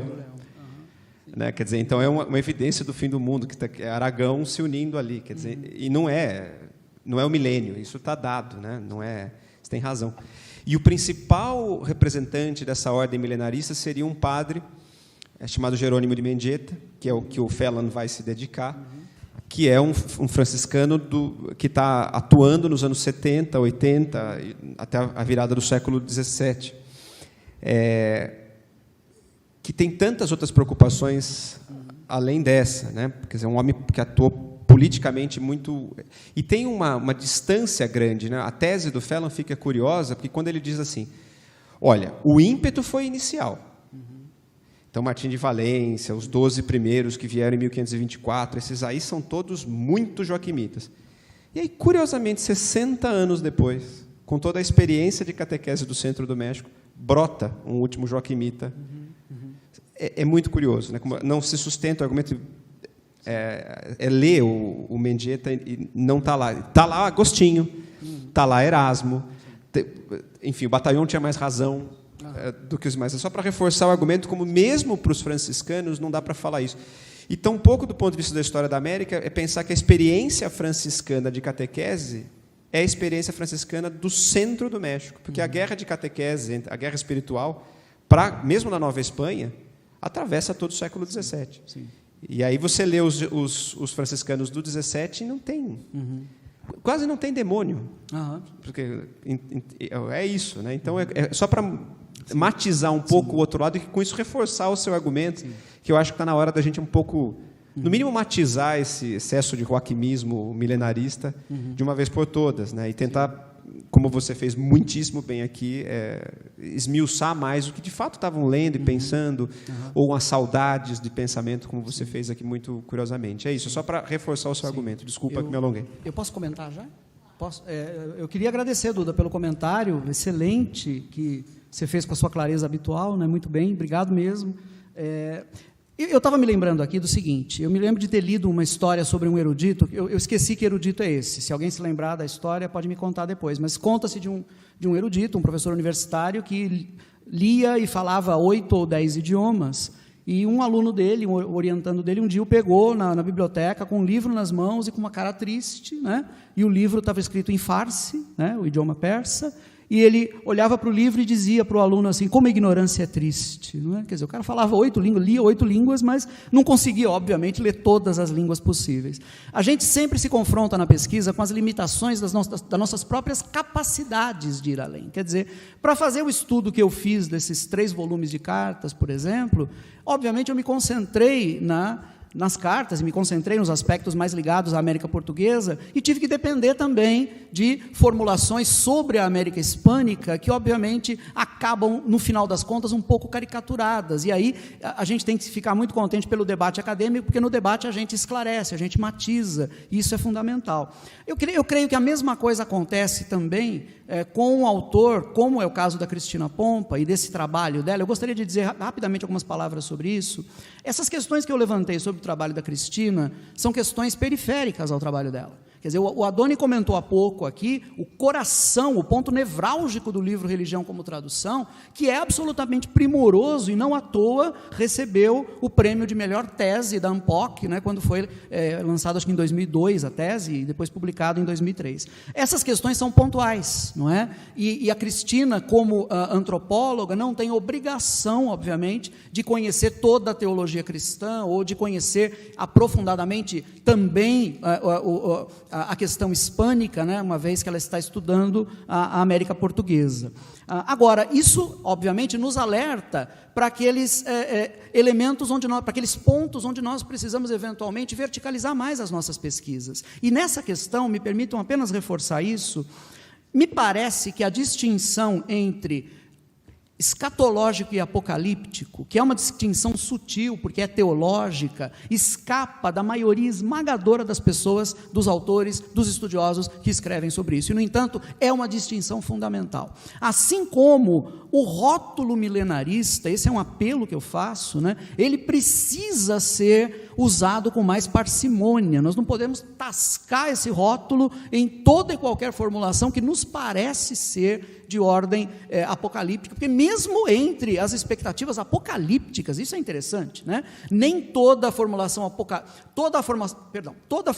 apocalíptica é escatológica, mas nem toda formulação escatológica é apocalíptica. E o curioso é que há formulações apocalípticas que não são milenaristas. Nós vamos encontrar isso na Inglaterra, de meados do 17, com gente ali extremamente envolvida em movimentos que estão falando sobre o apocalipse, a iminência dele, e, no entanto, não acreditam no milênio. Para eles, o milênio já é uma coisa realizada, e o que vai acontecer quarta-feira da semana que vem é a volta do Cristo em pessoa, né? Então, eu diria que... O povo hebraico tem um milênio e não tem uma escatologia, como o Adoni lembrou muito bem, é verdade, né? É bem observado, exatamente. Então, eu acho importante frisar isso, não para tripudiar sobre as nossas pesquisas, porque todas elas são frágeis, em todas as nossas pesquisas vão encontrar pontos de fraqueza, mas justamente para iluminar esses pontos e para que a nossa investigação possa avançar, e, enfim, né? Nós possamos continuar fazendo o nosso trabalho, né, fazendo balbúrdia, né, que é a função pela qual nós estamos aqui, né. Obrigado, Duda, pelo comentário. Bom dia, meu nome é Anderson.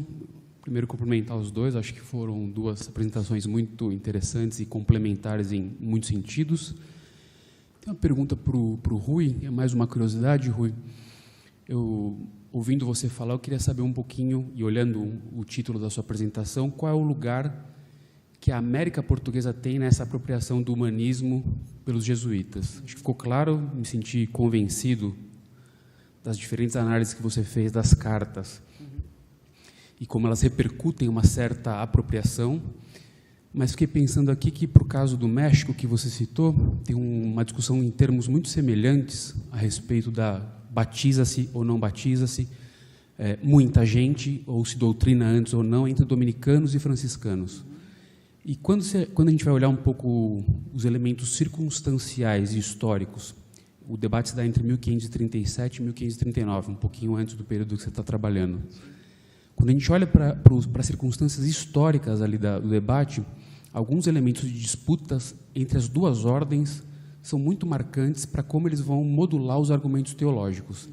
Então, o argumento teológico, perfeito, não, se batiza, aí tem uma questão que os franciscanos vão justificar de um possível fim do mundo e que, portanto, era importante que as massas indígenas fossem batizadas, e os dominicanos vão escrever para o Papa e dizer, olha, não dá, virou uma balbúrdia aqui, estão batizando 3.000 almas a cada manhã e ninguém está entendendo por que está sendo batizado.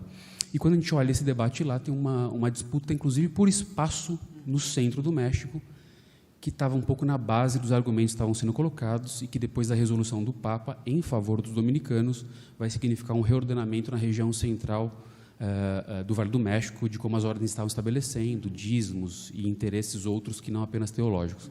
Então, a pergunta é, que lugar que joga, na sua hipótese, as dinâmicas locais da América Portuguesa para essa apropriação? E aí eu fiquei pensando aqui, na minha cabeça não seria propriamente uma disputa jesuítica com outras ordens, porque me parece que tem uma predominância, uma prevalência maior da companhia, mas talvez se algumas circunstâncias de disputas políticas ou de conformação política em razão do governo geral, da discussão em torno das reduções e assim por diante. Então, se na sua hipótese, como é que você está pensando isso? Sim. Eu acredito que a primeira coisa que eu deveria mencionar é um pouquinho a minha loucura em falar sobre esse tema, não é? Porque, assim, de fato, eu sou um especialista em humanismo erasmiano, mas não sou um especialista em América Portuguesa, né? Eu não vejo a América Portuguesa desde o período da graduação, né? Quando eu era aluno do Adoni, né? No curso de Moderna, não no curso de Colônia, né? Eu fiz Colônia com o Pedro Pontoni também, com quem aprendi muito, mas, ao fim e ao cabo, eu nunca me sinto muito confortável para falar sobre a América, ou para falar sobre a América Portuguesa, mais especificamente, por não ter concentrado as minhas pesquisas ali. Eu acabei me concentrando nesse eixo europeu de investigação em torno do humanismo erasmiano e depois ampliando para outros interesses que hoje eu desenvolvo. Mas eu acho que o que eu posso responder para a tua pergunta, pelo menos da maneira como eu consigo enxergar, é que a América Portuguesa, se nós pensarmos que os esforços aqui estão entre os primeiros esforços desenvolvidos pelos jesuítas, né? Nós já temos jesuítas no Extremo Oriente em meados da década de 1540, né? Mas em 1549 nós já temos os jesuítas aqui. Vamos lembrar que a ordem ainda não tinha 10 anos, né? Praticamente, em termos de reconhecimento papal. Me parece que a América Portuguesa é um grande aprendizado para a missão jesuítica como um todo. Acho que por isso, o Adoni tocou aqui na questão da acomodação aos costumes, né? E como isso foi desenvolvido em grande medida pelos jesuítas no Oriente, deu origem às controvérsias que nós conhecemos lá. Enquanto o Adoni falava, eu me lembrava de que essa ideia de acomodação, a acomodatio, é também uma ideia erasmiana, quer dizer, não que Erasmo seja o pai dela, porque Erasmo não era pai de muita coisa, ele era o grande difusor de muita coisa, né? A ideia de acomodatio nos escritos erasmianos vai aparecer, por exemplo... Ele inventou da ideia de adiáfora, sobre a qual se acomoda a acomodação. Exato, o Adoni está lembrando muito bem, ele é o inventor da ideia de adiáfora, ou seja, dos chamados indiferentes, né? Aquela ideia de que haveria assuntos que não seriam relevantes para a fé e, portanto, tanto faz uma posição ou outra, né? E isso, de fato, é um elemento fundamental para a acomodatio, porque se nós estamos tratando dogma, não tem espaço para acomodação, dogma é dogma. Por isso que o Erasmo dizia naquela carta que eu citei, quanto mais dogmas, mais matéria há para a heresia. Mínima dogmata visa justamente impedir a proliferação de heresias. Mas a questão da acomodatio vai ser trabalhada muito fortemente pelo Erasmo através da ideia que ele vai rotular usando um termo grego, o termo synkatabasis, que traduzido literalmente significa condescendência. Então, o que é a acomodação? É condescender com o outro, né? Num certo sentido, é uma posição arrogante aos nossos olhos de hoje, sem dúvida, mas significa descer ao nível do outro, falar no mesmo nível do outro. Ora, está por trás disso a própria decisão, ou as tentativas, né, de utilizar-se elementos da própria prática indígena na pregação. Por que os missionários entram nas aldeias no meio da madrugada, fazendo vozerio, batendo o pé no chão, ou seja, usando exatamente as mesmas práticas que eram vislumbradas em determinados elementos comuns entre os indígenas. Então, esse é um elemento de acomodação que nós vamos encontrar acontecendo na América Portuguesa nos primórdios da missionação jesuítica e que depois nós vamos ver no começo do 17 em outros contextos, né? Então, me parece que a América Portuguesa tem esse papel de um lugar onde essas ideias que eu defendo, são ideias que têm um fundo erasmiano, vão encontrar uma primeira oportunidade, ou uma das primeiras oportunidades de ensaio efetivo, de teste. Se nós pararmos para pensar em termos de crises mais marcadas, você está correto, não existem tantas aqui, até porque a companhia começa sozinha, os capuchinhos, por exemplo, vão chegar somente muito depois, mas existem sim crises, a gente sabe disso, são crises de fato com relação não apenas ao poder secular, mas com relação ao poder episcopal. Quer dizer, as divergências entre os jesuítas e os bispos, não é? E o bispo, sobretudo, acabam sendo muito mais marcadas. Mas, nesse caso, eu não acredito que a gente esteja diante de um lugar onde essa presença erasmiana possa ser filtrada. Quer dizer, ela não está na origem, me parece, dessas crises, a não ser se nós pensarmos justamente isso aparece em algumas das cartas, né, na má vontade do bispo com relação à própria acomodação, ou seja, na crítica a determinadas práticas de pregação dos jesuítas, né? Então, ali talvez a gente encontre um elemento que esbarra mais diretamente nessa questão ligada a um ideário humanístico mais erasmiano, né? Acho que é isso, não sei se eu respondi, mas... Vou tentar ser breve, mas não sei se tem perguntas, vamos deixar espaço às perguntas primeiro. Mas respondendo a essa questão, talvez um aspecto que eu fiquei pensando da contribuição da América Portuguesa, por tantos anos me dediquei a esses estudos, podemos dizer que num contexto da mesoamericano, andino, da Nova Espanha, o que de importante, José de Acosta, história moral, que tem que ler, porque é a peça fundamental para entender tanto as dinâmicas contra o milenarismo franciscano.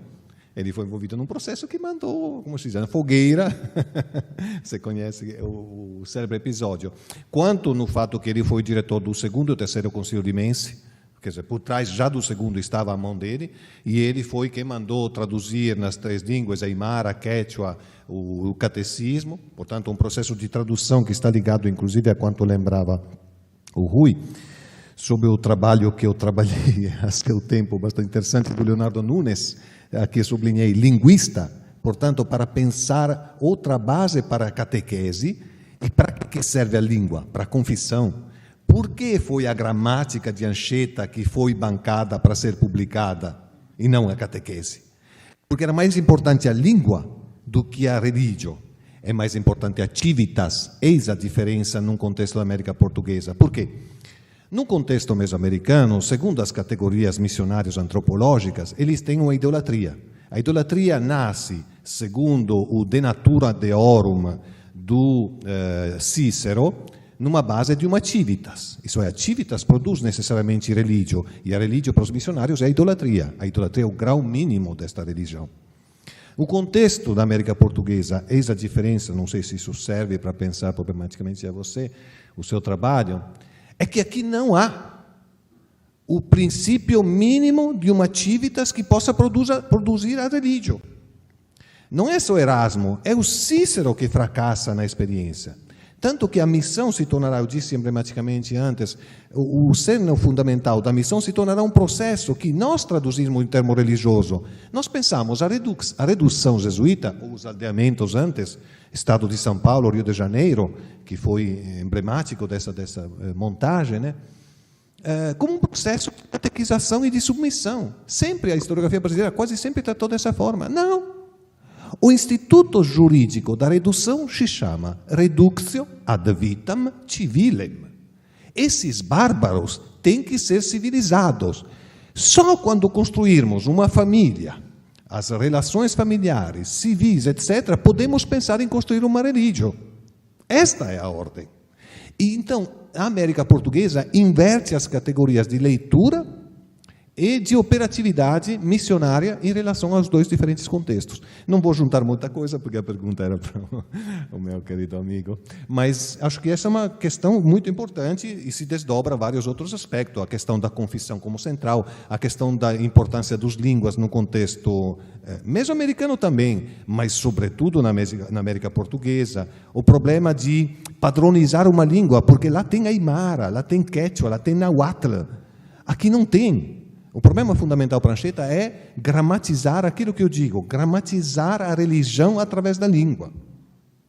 Então, isso se torna um processo que, como disse muito bem o Rui, no fundo mostra quanto, e eu chamo a atenção para o meu trabalho primoroso que a esse respeito conduziu o meu querido amigo e colega Adriano Prosperi, vocês encontram hoje a tradução Tribunais da Consciência, isto é, um tribunal de uma consciência que é também um tribunal literário para criar uma consciência no contexto da América Portuguesa. O trabalho Outras Índias, por exemplo, do Adriano Prosperi, trabalha muito bem esse aspecto.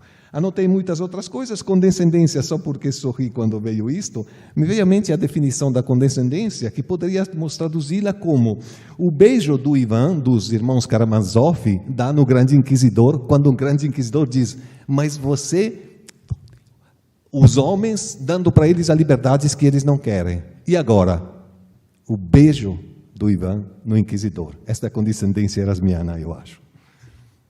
Eu gostaria de agradecer muito a presença do Rui, do Adoni, das excelentes apresentações e também agradecer a todos que estão aqui presentes, nos acompanharam durante esses 3 dias de evento.